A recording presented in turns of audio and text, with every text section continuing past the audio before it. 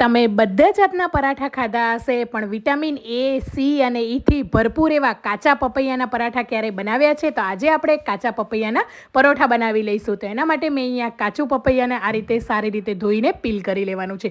વચ્ચેનો ભાગ જે બીજનો ભાગ છે એને કાઢીને ગ્રેટ કરી લેવાનું છે.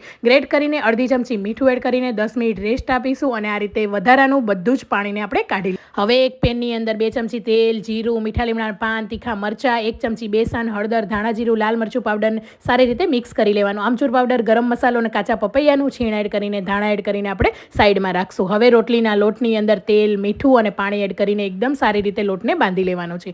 લોટ થોડો ઢીલો રાખવાનો છે જેથી પરાઠા એકદમ સારી રીતે વણાશે ને ફાટશે નહીં. વચ્ચે સ્ટફિંગ ભરીને પરાઠાને આ રીતે વણી લેવાનું છે. બંને સાઈડ તેલ કે ઘી લગાવીને એકદમ સારી રીતે ગોલ્ડન બ્રાઉન કલરના કરી લેવાના છે. તો તમે જોઈ શકો છો કાચા પપૈયાના એકદમ સરસ એવા ટેસ્ટી પરાઠા તૈયાર છે. તો દહીં સાથે અને પપૈયાના સંભારા